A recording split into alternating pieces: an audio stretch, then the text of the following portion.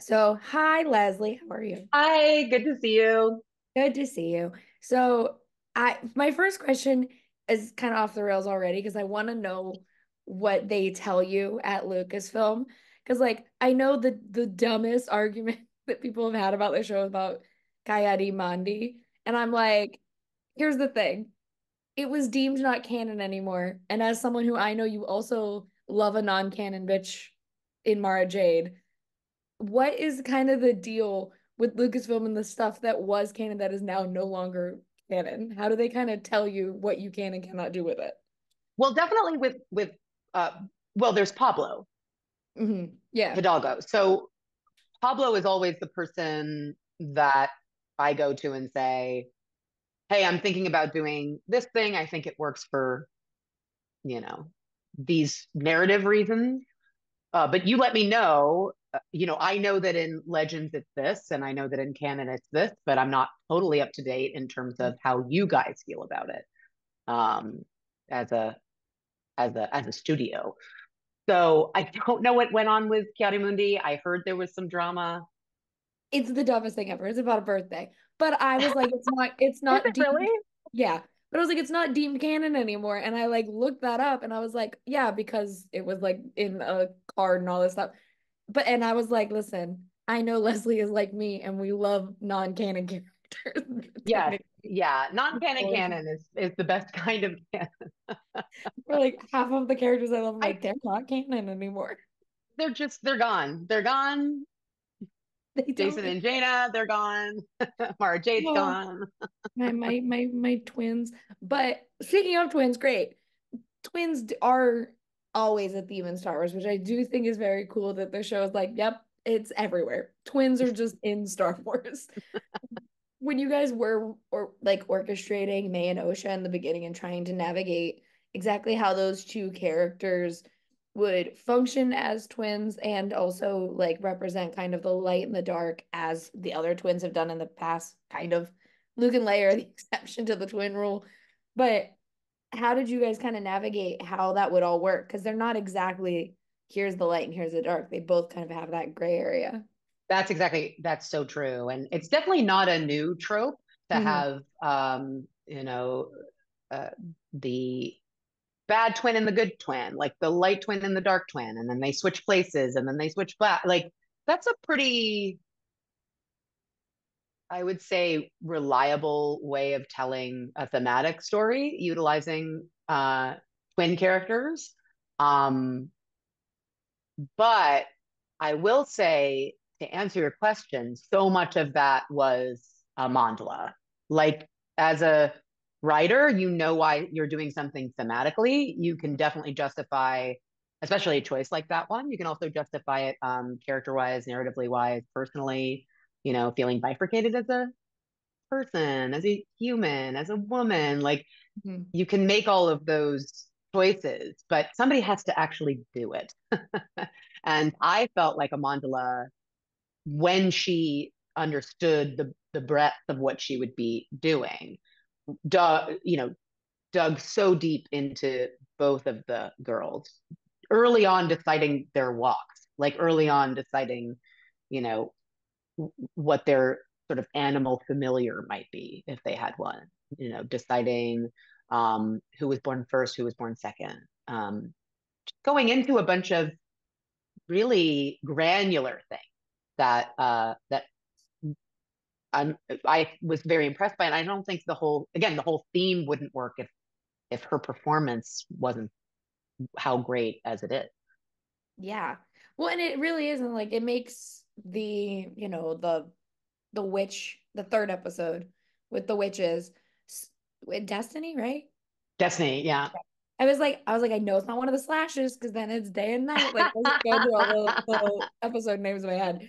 But I love in Destiny where it is that's where you see their differences the most because it's like when you see them and they're older, they're kind of more comfortable in themselves and they're like, oh, my sister is actually alive. That's crazy. And we don't see the tension that exists when we see them as kids when you guys were working on making sure that those twins did have that energy so it played in, how did you kind of navigate? explaining all of this to like these young girls being like, okay, well, eventually you're gonna play these two who one thinks they're dead and it's a whole fight, but we have to understand it here in order for it to work when we see them reunited. Well, we were so lucky to have Leia and Loren, who are just both so gifted and so natural. And obviously, like, whenever you put a kid actor in Star Wars, your heart worries for them.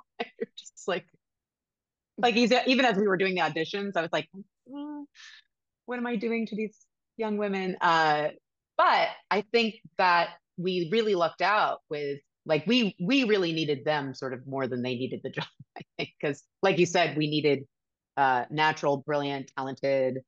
Um, Now I sound like that Lady Gaga.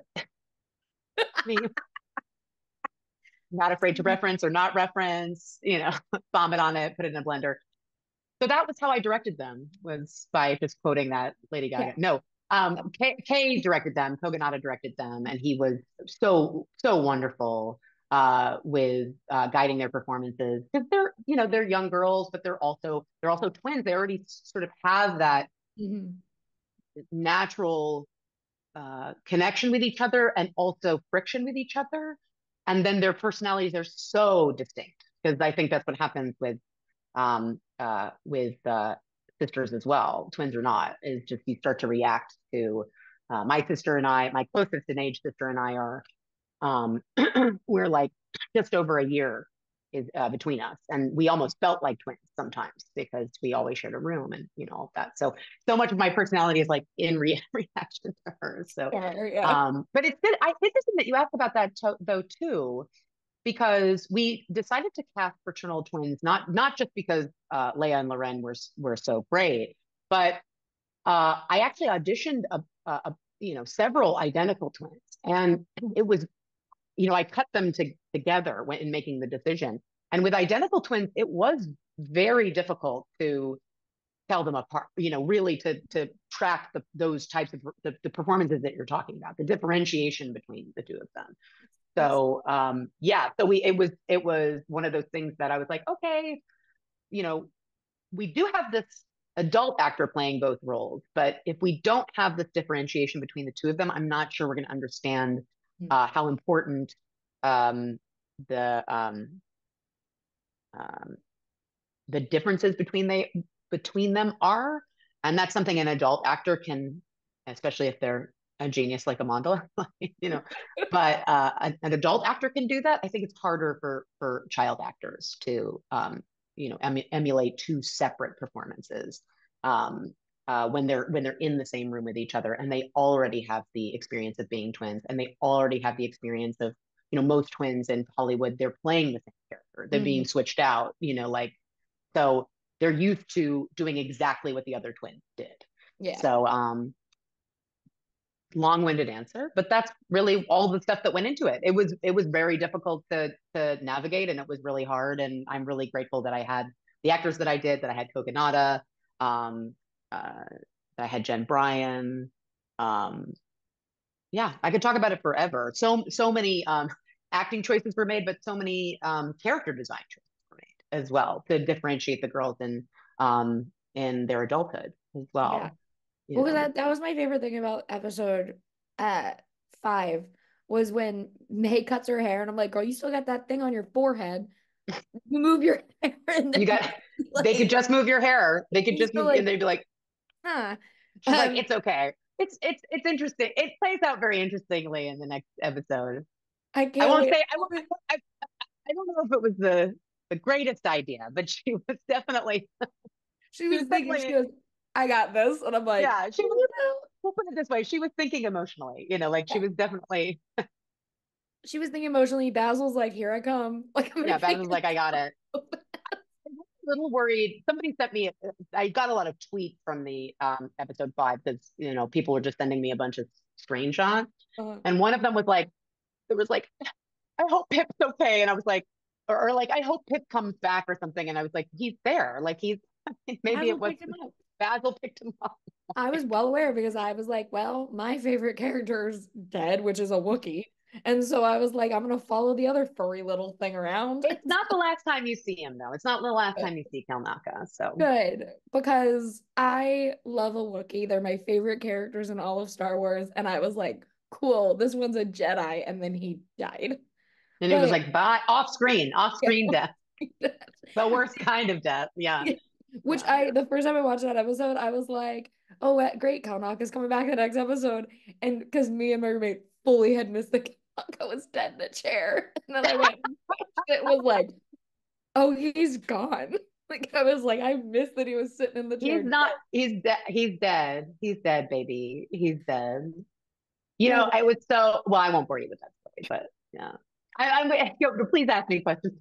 well, but and so you did lead up to episode 5, which most shows you have to give them time to kind of grow, and in this one really did grow in a way that like I sent you this, but my brother called me on the phone after having a baby to talk to me about Manny Jacinko's arms because he was like very team the master is going to be Manny Jacinko. And I was like, oh, Yes, I think it's gonna be one of her moms or one of their moms, or it's gonna be this. And then he was like, no, I'm 100% Manny Jacinko. And then as soon as I saw the arms, I was like, damn, my brother was correct. baby. Well, it's interesting because of the like the reveal of Manny, quote unquote. Um, Um, uh, it was interesting working on the show. There were several, writers, cast, crew. Well, we've got to preserve the surprise. This is a big reveal here, and I was like, I just feel like as a fan, if you announce that cast, which we did back in like 2 years ago yeah. or whatever it was. If I see Manny Jacinto as third on the call sheet, basically, um, I'm like secret bad guy. Like I don't even need to know like what the Mhm. log line to the show is. I'm like, oh right, so secret bad guy. He'll be secret bad guy, and something else will happen. See what we'll see how it goes down. So, but I was actually because the central mystery of the show is much more about Sol and Osha's relationship or Sol's Mhm. relationship to the twins. Uh, the reveal of the Master Macer to me was basically I don't want to say a red herring, but essentially it was like here's the sub mystery, I would guess, so that you would get in this space as a viewer, specifically a Star Wars fan, and think, oh, they want me to like care about this for several more episodes. And it's like, Yeah. no, we're just going to do it now. And so he can murder these people. And so to me, it was not eh, preserving the surprise was not very important. Like what was important to me was preserving the character design. That was the thing that I was very concerned about getting out was, what Manny looked like once you saw him. Because he's inspired by this character, Drunken Cat, in Come Drink with Me, which I think I said in another interview. And in that movie, like, something's up with this guy. You're not, they're not looking for a master, so it's a little bit different. But you know what's going on with this guy. There's another story going on with Golden Swallow and all this other stuff. But when he reveals himself, you're like, that's a different fucking person. Do you know what I Yeah. mean? Like that's a his role is not a huge surprise, but that's a different guy. And I didn't realize that Manny was going to be as um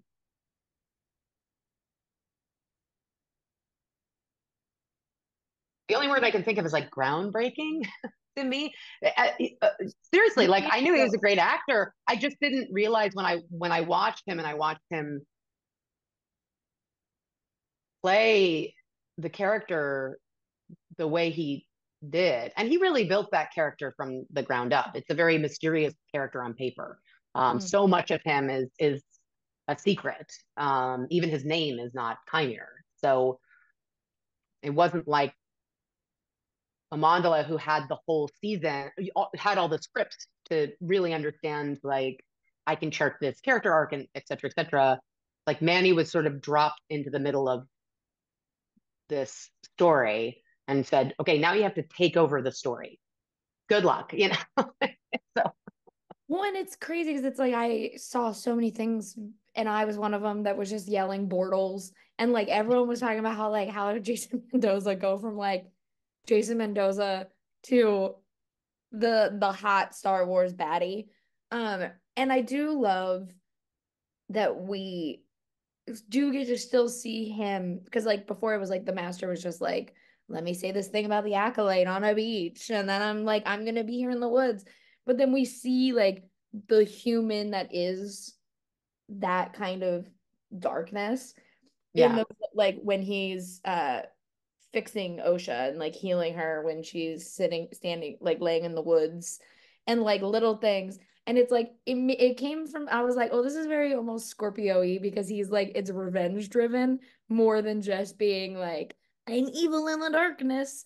And I liked it when you were working on like, not the killings and not like Jackie dying in the worst possible way or a neck break was it important for you guys to like highlight like he's still a dude who very clearly like something happened that turned him into this and it's not just Yes, an evil for evil's sake. absolutely. Yeah. He always had to feel like he was operating from a place that I think what you're saying, it had to be clear that his character was always operating from I want to say a human place, although that's a strange word to use in Star Wars, but for the sake of the answer, from a human place, meaning that as a human audience member, you would be able to follow and relate with maybe not the murder, but you could definitely relate with what he's saying. Mhm. When he says, I want freedom, they're like, well, yeah, everybody, how can you not want that? When he says the reason I'm doing this is because you say I can't exist. Like it's a very almost countercultural Mhm. idea for I rewrote that scene so many times. I can't tell you that when I finally got you brought her here, I was like, thank you, Jesus. Like I was like, it's so important what the first few lines this person says, so that exactly what you're saying, like you just get locked into his point of view as a character, not a bad guy. Mhm. And I think him saying you brought her here tells you almost everything that you need to know about the character, which is like, yes, I'm brutal. Yes, I just did something unforgivable, but you brought her here. Mhm. Like you recruit children and you train Yeah. them and you bring them into situations that they shouldn't be in. And now you're mad at me, like, like just putting it out there that possibly that could be the case. Um, So he ended up being essentially very anti-establishment, which is obviously what the rebels are and the resistance is in Star Wars normally. But once I locked into like, oh right, he's the voice of the yeah, the counterculture of this era, which is why it's so important to go through those first four episodes. Because I think if you don't know what this world of Star Wars, the High Republic is like, which we haven't seen in live action, you have to understand that the Jedi are not the Jedi that they are in the prequels. They're not the Jedi that they are, um, you know, uh, pre and post Battle of Yavin. Like they're in a different space where they're operating with less um, oversight, number one, and they're also operating with I think a little more hubris. Like, of course, we're doing the right thing. We're doing the right thing. This is how we've always done it, and that's the right thing. Of course, when we seeing them on Brendock and seeing how they negotiate the issue with the witches and how um, children may be recruited by them. I mean, I know that sort of the idea if I can sort of unpack it, I'm assuming that the idea was that parents give up their children almost as an act of public service. Like we have a more sensitive child, they would be better with you guys to train, et cetera, et cetera. But I think if, like Mother Anastasia and like Manny's character, they don't align their beliefs with the Jedi, and I'm assuming that there are some Force users that don't. Um, like, would they see children going to the Jedi as a good thing? Hmm. Um, I don't know. It just to me it was important that the audience understood all of that. That like there's this whole other way of looking at this world that isn't Qui-Gon getting Anakin out of a horrible situation so that he can become a Jedi. So it's a positive coded transition to, well, maybe that was a really positive situation, but perhaps there were other ones that were not. And did the Jedi learn from that? And when they did learn from that, is that why when Anakin shows up, they're like, he's too old to train. Like we can't, we've learned that this doesn't work. Like um I don't know. Those were the things that I was interested in. And killing Carrie Ann off, so much of that was about just get ready because the Jedi are gonna take some L's and people are gonna die. And especially Jedi who have experienced, interactions with Sith on this show are gonna die. Yeah. Um, so spoiler alert, People are dying. people are dead. For my last question, I have to ask because we are now set up with two different pairings off on whatever together.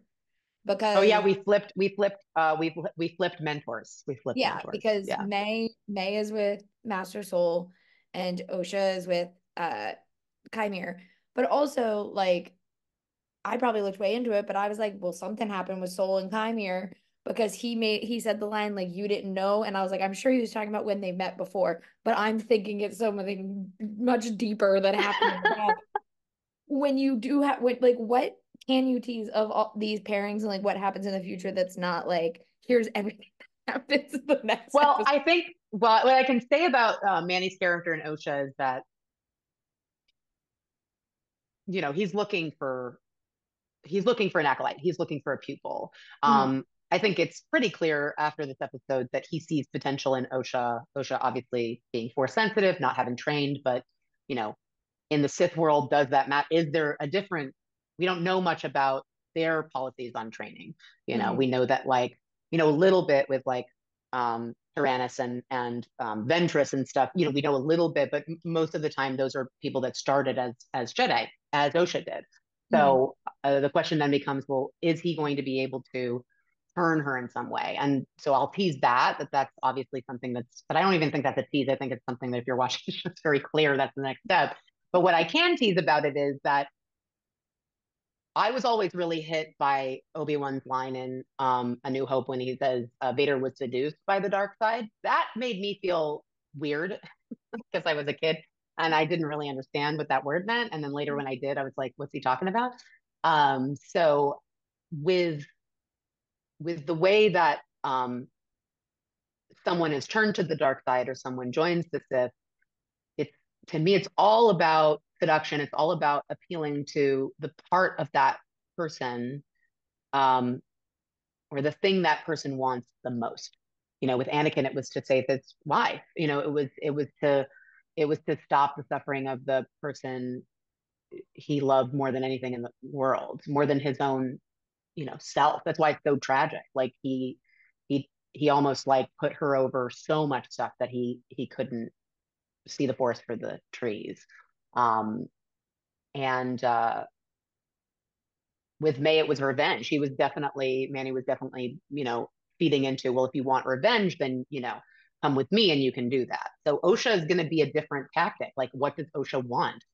And what does she want, more than her present moral code would allow, when would what would her present moral code crumble under if she was offered?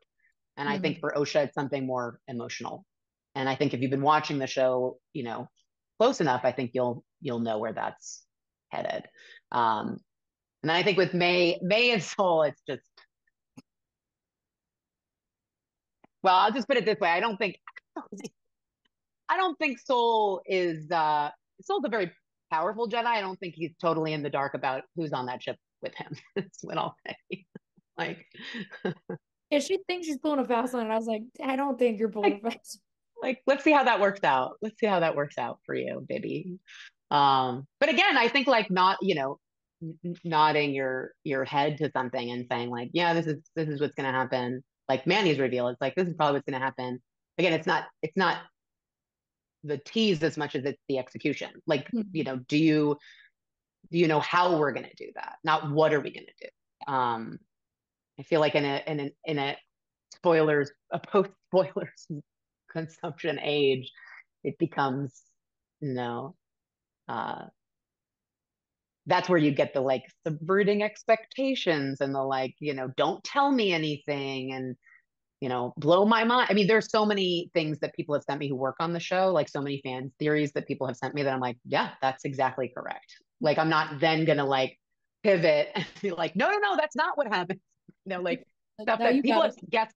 people have guessed stuff that I'm like, yeah, that's if we get a season two, that is exactly what happens. Yes, you are correct. But to me, I'm like, oh, that's because I did my job, not because I, like I let the secret out. It's like, no, if you're engaging in the story and you're starting to see where it's going and whether you're excited about that direction or not, I can't, that's not my business. That's not my business. But Um, quickly with, you know, as you said, because now you've teased me and I want to know more. That Kelnacca's not dead, or he's dead, but he's not like I'll see him again. You he's coming have all back. Yeah. you have all these characters that do, you know, we watched Carrie Ann die, but that was not the last time we saw Carrie Ann Moss, and like they do come back. When you were planning the like process of killing these characters off, were the flashbacks always kind of where you were like, this is where you're gonna see where these Jedi really shined and why they were on this mission and powerful together? Absolutely. Absolutely. I mean, I think that there was a big movie that we thought of a lot with Three Kings that we talked about a lot in the writers' room, in terms of um, building a similar narrative with those Jedi. When you're in an age of that much, the proliferation of that many Jedi, and that those Jedi are all over the galaxy doing different types of missions. Some exciting, some not. Mhm. The idea that there would be like constant oversight of all of those missions seemed unlikely to me, even with very powerful, force sensitive people. It's just like when something gets that big, how can you really contain it? And so I think that's why you see what you are going to see, and what I will tease is that it was always meant to be a story, a season that was about what has happened between Sol and Osha, and what has happened between the Jedi and this coven that they interacted with. So we the Manny's character is really fun, reveal within the midst of all of that. But as we were building the season, it felt like the real mystery was, again, we know they did something. She's murdering them. Mhm. So we already know that. So the question is how? What happened? It's not, oh wow, you didn't see that coming, as much as it's, yeah, but as as we're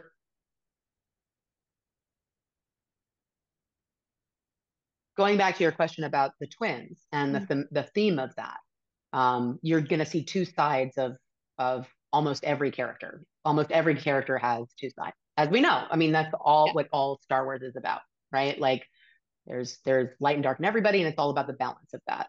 And in my opinion, the High Republic is a world that's out of balance. It's that there's just too many Jedi, and they may be balanced individually, but their power is not. Mhm. And so it was always the plan to hold um, as much detail about what had gone on with these Jedi that May are hunting, to hold that off for as long as possible. Um, that was always the plan. And I do think it's kind of fun to have people like yourself be like, they killed Kelnacca, and then be like, baby, we Hey. got you. We got you. You're okay.